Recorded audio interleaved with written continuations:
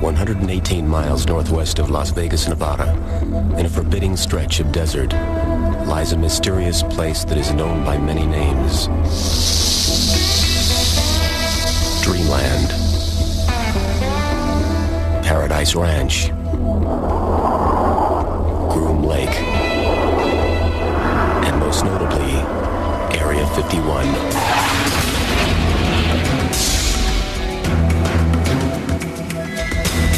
The government does not want to acknowledge that a base exists there. But the fact is, I've been there. There's a runway, there's buildings. It is a extremely secret base. America knows about Area 51. It's now a household term. This is where a lot of our nation's most secret and most important work has been done.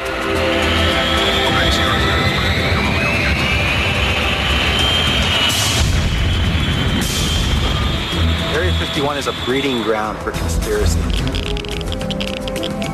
People are willing to believe the most preposterous things about what could actually be going on there.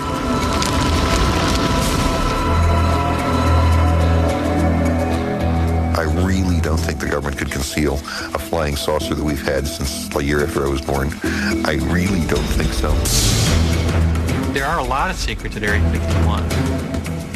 But the ones that they guard the most closely are the ones that could lead some of these officials to federal prison. The whole area is sewn with magnetic sensors and electro-optical trip sensors. Step over the line without a top-secret clearance, and they can shoot you. Next stop, Area 51.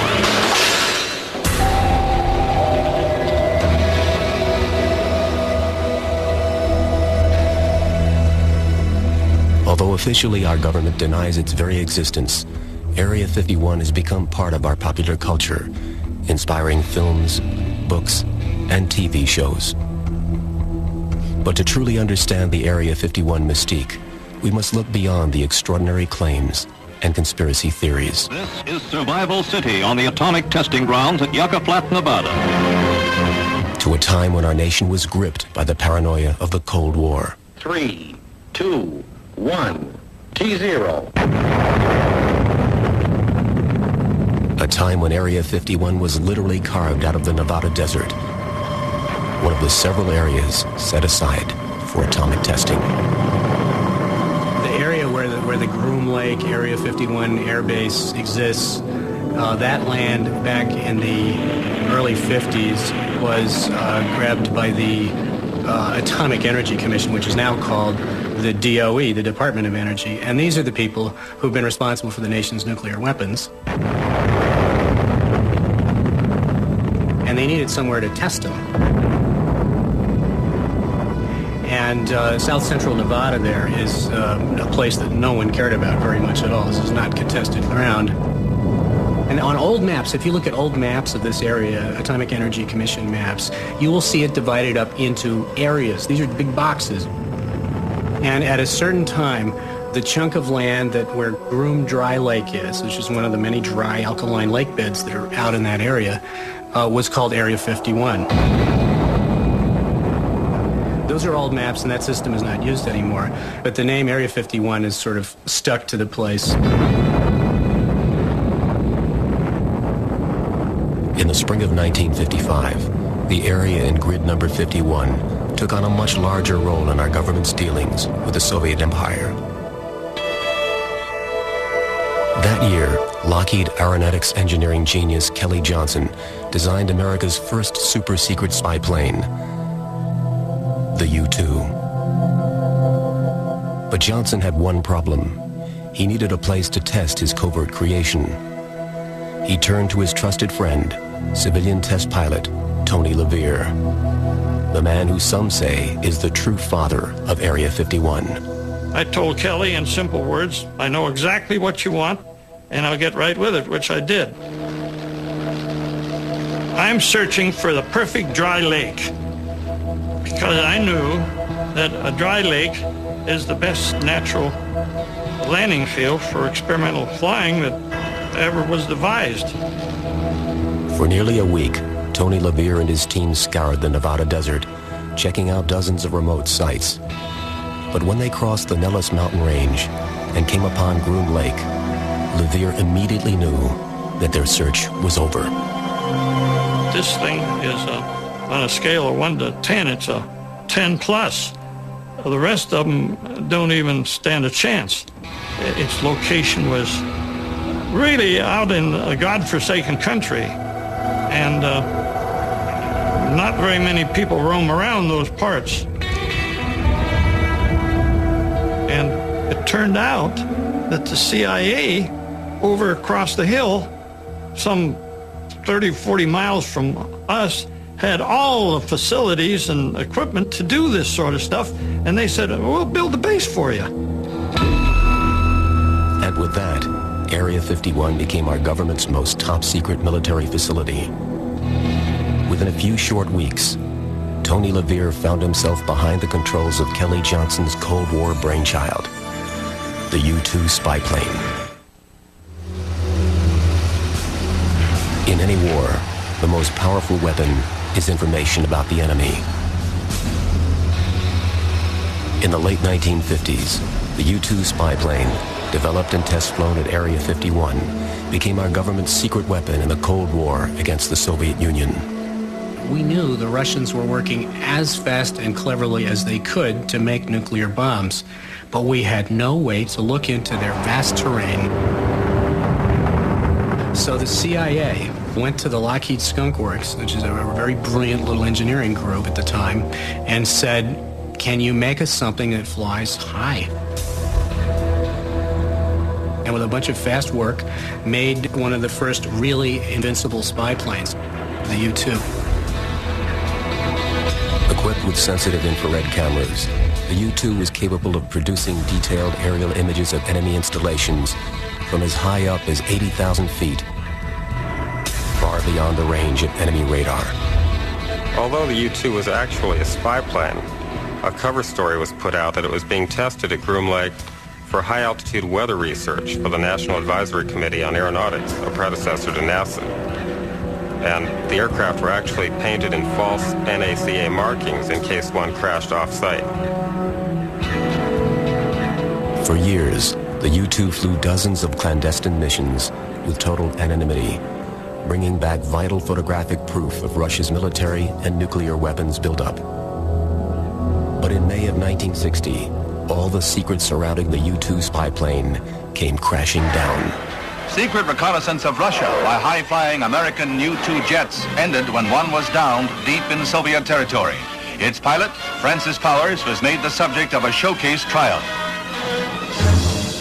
So you had this famous shoot-down of Francis Gary Powers, and he was captured. And this was at a very sensitive moment in time when there was a summit meeting coming between Eisenhower and Khrushchev. And about 5 days before this, our guy falls out of the sky in an unacknowledged airplane. And this, of course, created a huge flap. Gary Powers was convicted of spying by a Soviet court and sentenced to 10 years in prison. However, he was later released and exchanged for a Soviet agent in U.S. custody. There's no question in my mind that the intelligence that they got on Russia probably kept us out of World War III. But the U-2 was just the first of many top-secret aircraft to be developed and tested in the desert skies over Area 51. After the U-2 program was completed, they used the Groom Lake facility to test the A-12 spy plane, which is capable of flying in excess of Mach 3 at altitudes above 80,000 feet. This was the predecessor to the SR-71, Blackbird. Still flying today, the Blackbird pushed the envelope of supersonic aerodynamic technology. Like the U-2, the SR-71 Blackbird was used for high-altitude military reconnaissance. But as enemy technology advanced, and even our most sophisticated aircraft became vulnerable, the clandestine projects at Area 51 took on an urgent and surprisingly new direction. According to some experts, a very different kind of aircraft was being tested in the dark skies above Area 51. It turns out that various agents of ours were able to procure Russian military hardware. This means entire MiG fighters, radar, air defense systems, etc. Obviously, certain people in certain governments and militaries behind the Iron Curtain were corruptible, and somehow the stuff ended up at Groom Lake. And there were squadrons of guys called Red Hats, who were American pilots who flew MiGs. Possessing your enemy's weapon and taking it apart is hugely useful to you. This is a great coup. And it turned out that was an important thing going on at Groom Lake. That was really a highly kept secret. But Russian MiGs and the Red Hat Squad weren't the only secrets being kept at Area 51. When you follow Groom Lake into the 70s, then you start getting into the era of stealth. And this is when the half-blue planes were developed and tested at Groom Lake. They call them technology demonstrators, and the idea was, hey, we figured out that you can really manipulate radar reflections by having these flat, faceted surfaces so the thing looks like somebody's diamond ring, but is it going to fly? Well, okay, you better build one and try that out before you order a whole bunch of these. And the half-blues were little 2/3 size, kind of hand-built jobs that prove, yes, you can make these things aerodynamic and controllable, and you can make them extremely hard to see on radar. And at the same time, another really weird program, which was just declassified, called Tacit Blue, which is just an ugly device. It looked like a cross between a loaf of French bread and a snow shovel. And what these guys were trying to do was figure out compound contours, going beyond the flat, faceted stealth shapes and getting into smooth, like your car body has nice rounded curves on it. From the Half-Blue and Tacit Blue projects emerged the technology for America's most top-secret aircraft to date.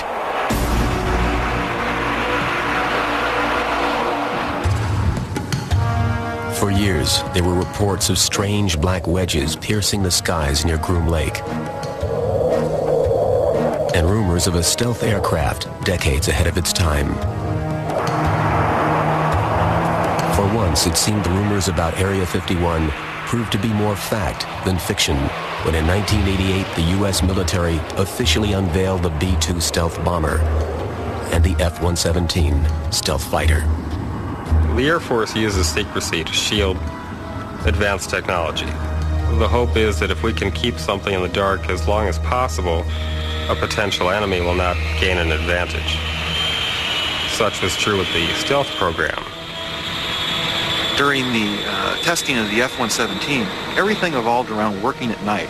The mechanics, the engineers, the pilots, everybody adapted to living at night. Men who flew the black jet, as it's called, they all wear black.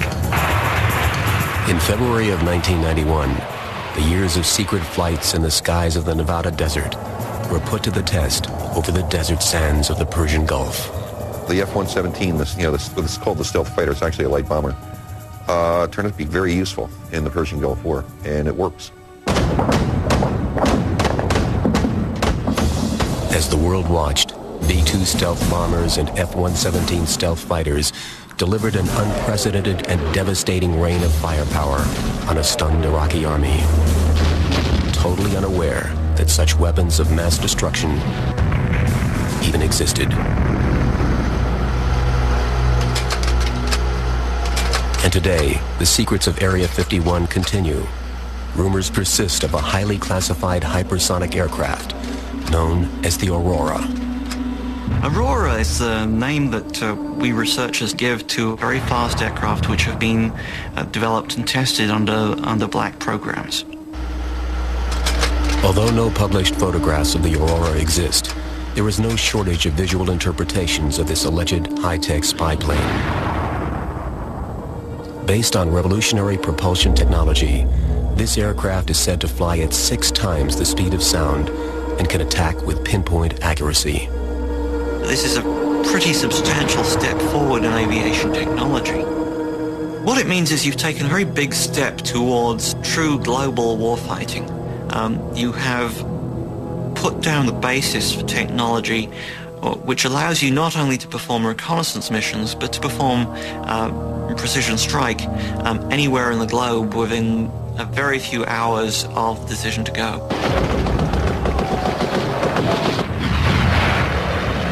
Aurora would be a perfect fit with Area 51 because you need a big tract of land and a big base to support this aircraft and hide it. And that's what Area 51 is there for. But to date, our government's position is unwavering.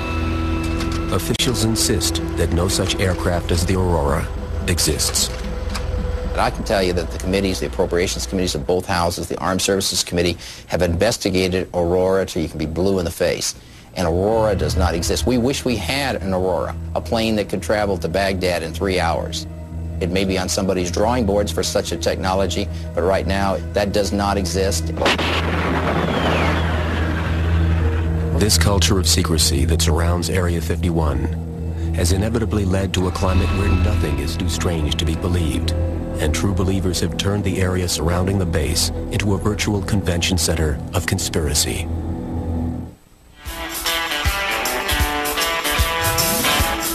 The one thing, I guess, that a lot of people should understand, that Nevada has the one and the only extraterrestrial highway in the world.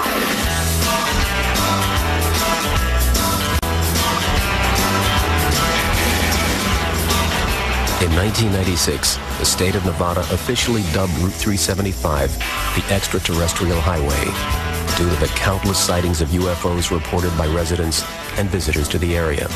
Look at that, isn't that great? Look at that! Yeah, look at that. The whole UFO and alien connection to Area 51 can be traced directly to one man, MIT graduate and physicist Bob Lazar. The Area 51 story at first became public, to the public eye, in 1988-89, when Bob Lazar came out with his story that he had, in fact, worked on alien spacecraft at Area 51. When Lazar went public with his claims, the media went wild.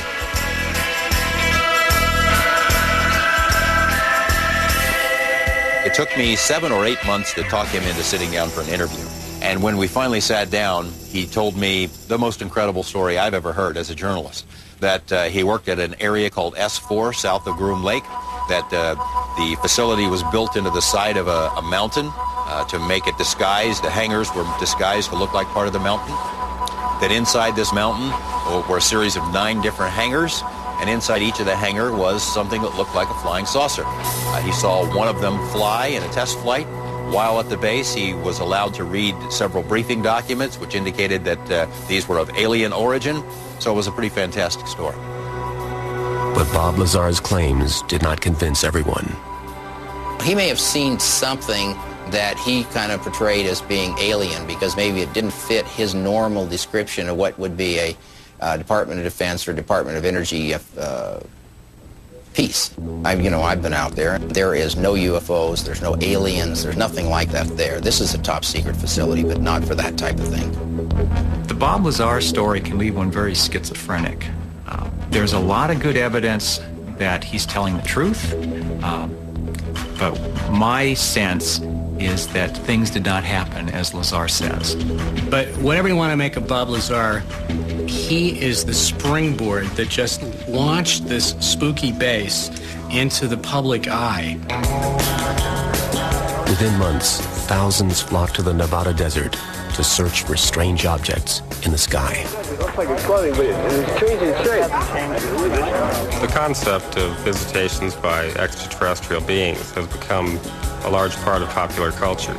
It's drawn hundreds, perhaps thousands of visitors out to an area of the desert that ordinarily would be avoided by most sensible people. That's Bald Mountain. On the other side is Groom Lake. Not surprisingly, reports of UFOs and bizarre creatures from other worlds became almost commonplace. bright star. Holy sh! Come here, look at this.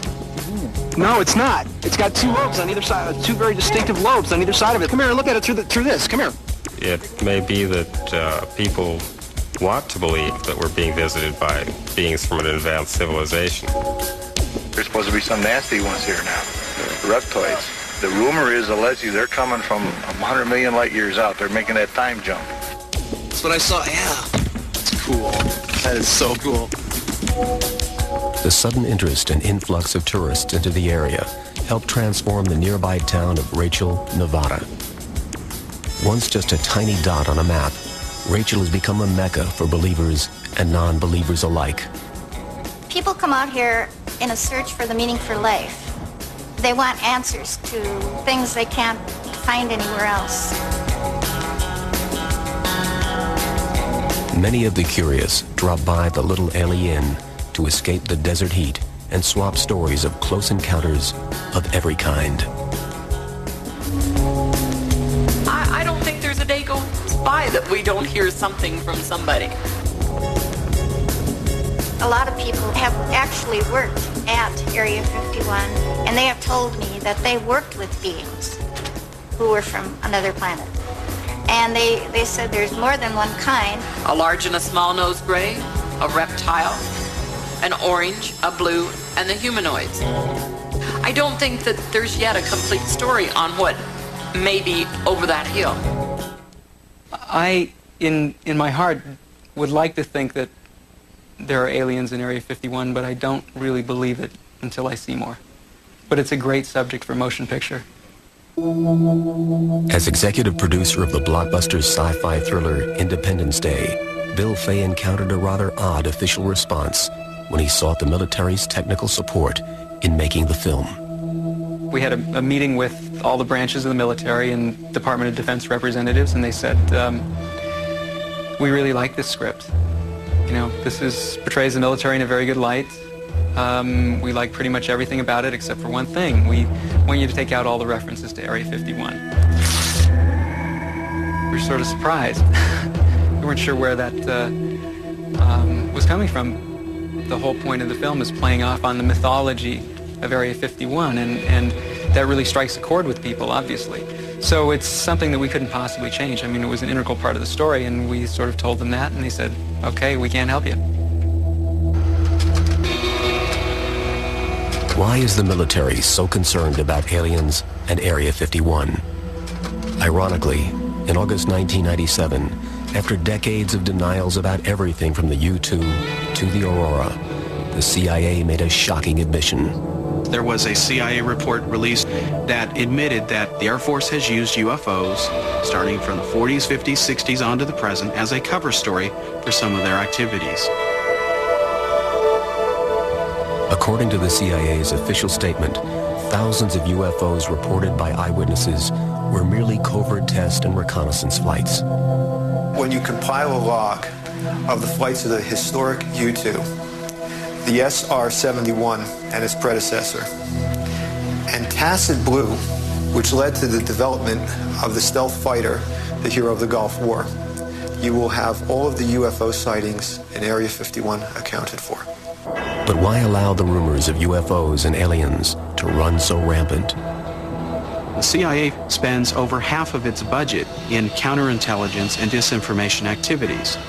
The idea being, if we can tie up the enemy and get them to waste their energy and resources chasing down things that don't exist, then that's a way that we can get an advantage over them.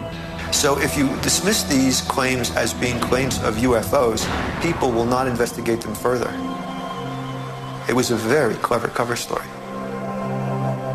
Many believe that the recent admission by the CIA is nothing more than their latest bit of disinformation intended to cover up the truth about UFOs and Area 51. There could be aliens, there could not be aliens, but the reality is there's a major facility there. There's no doubt about it. You can just look over the mountain and see it. What has happened at Area 51 is that in an attempt to keep the facility as secret as possible, they have actually made it as famous as it could possibly be. It is now practically a household word. And all of that attention has put this once inconspicuous and unassuming installation on the map for just about anyone to find. And this is where the government goes when it wants to be alone. You know, despite our best efforts to peer into it, and despite trying to track down people who have worked there and have seen things, it's still a very black place. Locating the top-secret facility is fairly simple, but getting inside is an altogether different matter. There is no fence surrounding the Groom Lake area. There is a border. It's poorly marked, but it is defined by a number of orange posts. It's ringed by mountains. It's very hostile. If you're out here during the summer and you don't drink a couple gallons of water a day, 2 or 3 days, you're dead. And if Mother Nature isn't enough to deter the persistent trespasser, then the ever-present and far-reaching security system usually does the trick. Behind me right now are 2 men who are security guards for the secret base, Area 51. They're up there watching us, watching everything we do. They have high-powered binoculars. There are several remote TV cameras along this ridge line. The whole area is sewn with magnetic sensors and electro-optical trip sensors, and perhaps they're even listening to us right now. The area around the base, even on public land, is laced with road sensors to detect vehicles traveling on the dirt roads back in the backcountry outside the base. So the security guards know you're coming. Some claim that the security technology is so advanced that the folks at Area 51 can even smell you coming. It is rumored that the perimeter is laced with sophisticated sensors capable of distinguishing odors emitted by humans from the distinct smells of other desert creatures roaming the area. There'll be signs saying, stop here, you know, unexploded ordnance, contaminated area, radiation, or, you know, a little line that says, use of deadly force authorized. That stops most people. The foolish are the ones that go on beyond that. People start coming down in Jeeps and four-wheelers, and all of a sudden they're presented with a couple of guys with automatic rifles, and they get resentful that they're told to go back up the road, and if you turn around, you could be shot. People who have been unfortunate enough to continue to the guardhouse have been arrested. Inevitably, they are tackled, thrown to the ground, you know, they get their necks stepped on, get hogtied, and hauled off to the hoosegow. And held for long periods of time and had to pay hefty fines, as well as having to sign away rights to talk about what they'd seen, even though they hadn't seen anything because they never got anywhere near the base. In recent years, the new attention being lavished on Area 51 has resulted in tighter security and an ever-expanding perimeter. There used to be 2 mountains that you could look down into Area 51. One was Freedom Ridge, just right up there where the security patrol is looking down on us, and over that hill right there was Whitesides Mountain, 11 and 12 miles away respectively. You had a really nice view, but the Air Force requested and was granted a 4,000-acre withdrawal that took those 2 mountains and made them the restricted area. So now those places are off limits, and we have to go 26 miles away to Tickaboo Peak. While millions of dollars and man-hours are spent keeping people out of Area 51, the government also goes to great lengths to get people in. We're at what's known as the Janet Terminal. This is where the vast majority of the workers at the Groom Lake base park their cars and fly in a private fleet of aircraft to Area 51. Located on the northwest corner of the main commercial airport in Las Vegas, the Janet Terminal is the employees' gateway to Area 51. There dwells a fleet of Boeing 737s. They're white and they have a red stripe on them. And these planes load people who show up and park their cars in a secured parking lot, and they wait in the little terminal until it's time to go. These aircraft are owned by the Air Force, but when they're referred to on FAA frequencies, they're known as Janet, just like another flight might be known as TWA 123. These are known as Janet 123. Like nearly everything else concerning Area 51, the origins of the name Janet given to these flights and the terminal itself is a mystery. And what on the surface appears to many to be just normal activity can be perceived by trained eyes quite differently. Everyone that you see get on these planes is conspicuously casual. This is a mixture of civilian workers and military workers. You can't tell the difference. You don't see any business suits. You don't see any military uniforms. You just see people in baseball caps carrying duffel bags. The rule at this facility is keep it low-key, and it's so low-key that it draws attention to the place. So these Janet airplanes peel out of Vegas just like any other plane would, except they go north. And in fact, the Janet airplanes are responsible for a lot of heartfelt UFO sightings because some of them fly at night and some of them start coming in around 4:30 in the morning. And if you stand up on some of the hills we used to stand on before the land was grabbed by the military, you could see the landing lights of one of these planes coming in, and due to the approach path and the angle that you're at, etc., you see an extremely bright light coming at you for maybe 5-8 minutes that is almost still, but not quite still. And this is like, that's got to be a mothership from Zeta Reticuli, right? No, it's a 737. And the Area 51 employees who don't like to fly go by bus, in inconspicuous vehicles that travel to the Groom Lake facility on a daily basis. What exactly happens after employees arrive at their destination is, of course, a secret, protected under strictly enforced national security regulations. All workers who go to Groom Lake are required to sign secrecy oaths promising that they will never disclose anything that they've seen or heard out there or tell about the work they've done. The problem with a base that doesn't exist is that it doesn't have to obey the public laws. A base that doesn't exist doesn't have to worry about worker rights. It doesn't have to worry about environmental laws. If workers can't even talk about it, and the government won't admit it exists, then who is accountable when something goes terribly wrong? The shroud of secrecy enveloping Area 51 was suddenly threatened when a group of former workers filed a lawsuit in federal court, alleging criminal wrongdoing by the government. The Area 51 litigation is very serious because it involves allegations not just of criminal conduct, but allegations that criminal acts were knowingly committed under the veil of secrecy, and that those criminal acts may have resulted in the deaths of 2 people and the injuries to a large number of other workers. In their lawsuit, the former workers claim that for more than a decade, the government secretly and knowingly burned highly toxic waste at Area 51. The government had decided that Area 51 did not exist legally or officially. So they didn't want to cart off trash and garbage and hazardous waste from this large airbase. Nothing going in really went out. And as they started to do experimental aircraft and started to operate large numbers of planes, they started to produce a lot of hazardous waste. So they started to burn it, which of course is a crime. It was a hazardous waste dump that was being used as an open-air disposal system.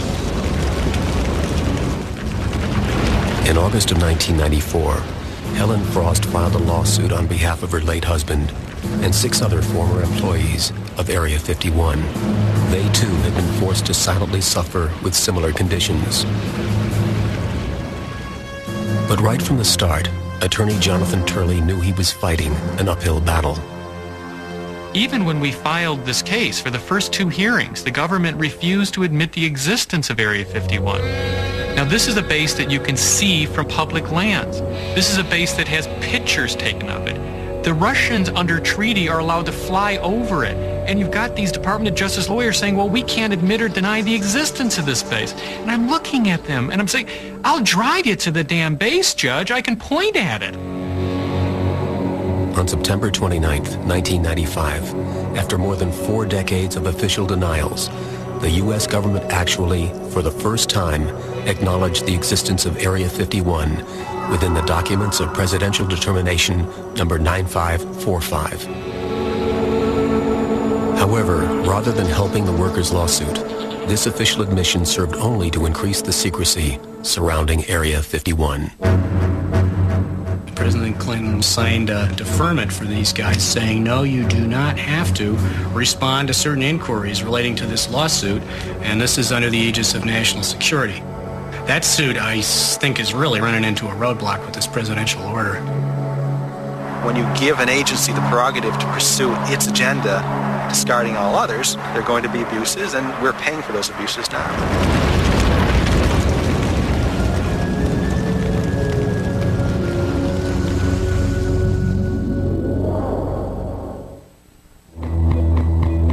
The recent controversy surrounding Area 51 may now be a moot point. An article written by Jim Wilson and published in Popular Mechanics came to a rather surprising conclusion that Area 51 has been moved.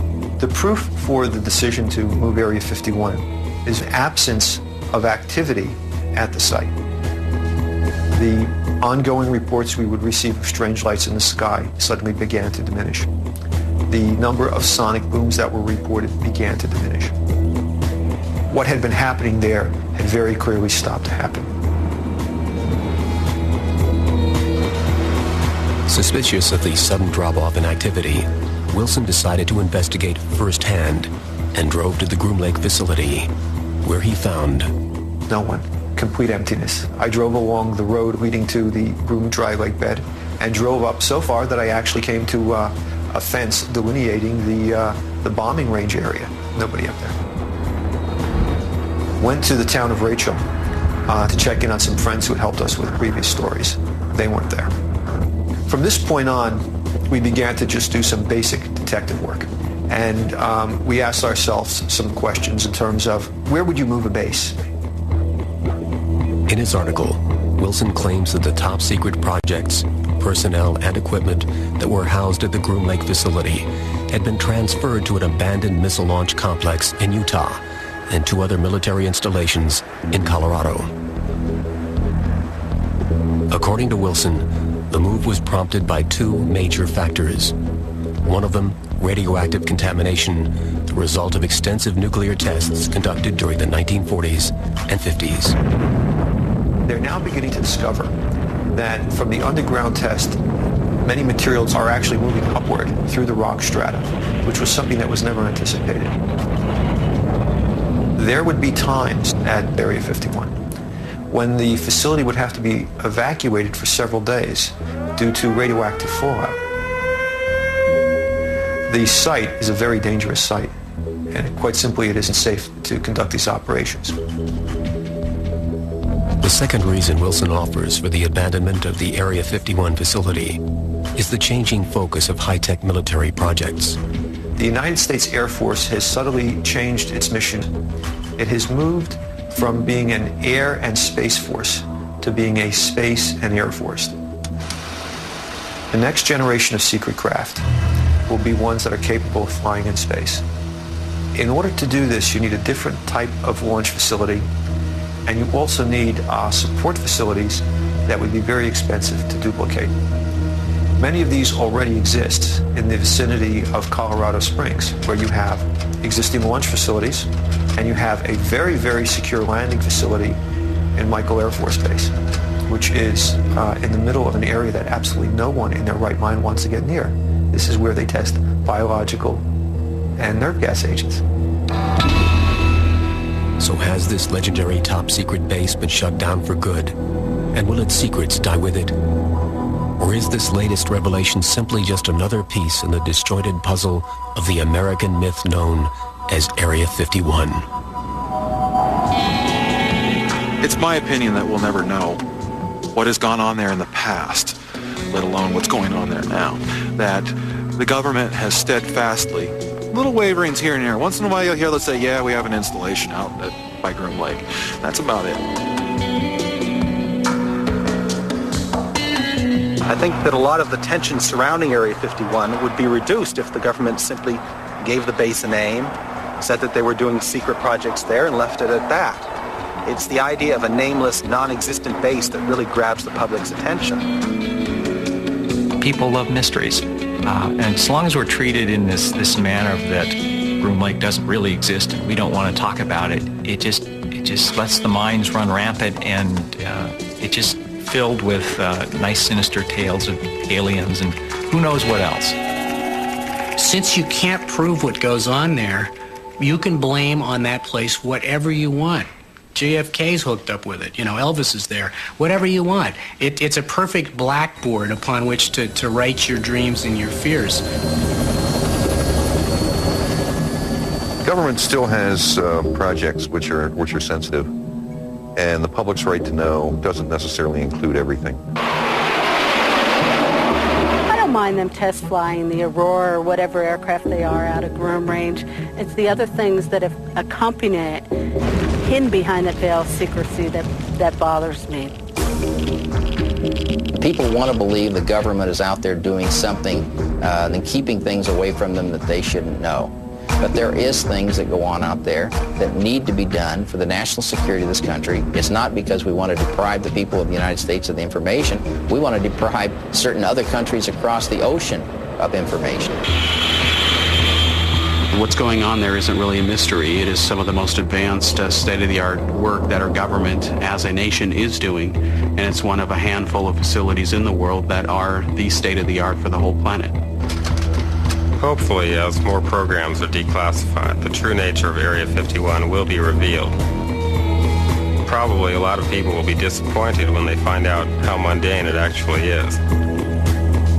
But mundane or not, one thing is for certain. The mystique of Area 51 has captured the imagination of a nation. This is a place where some people's dreams do come true.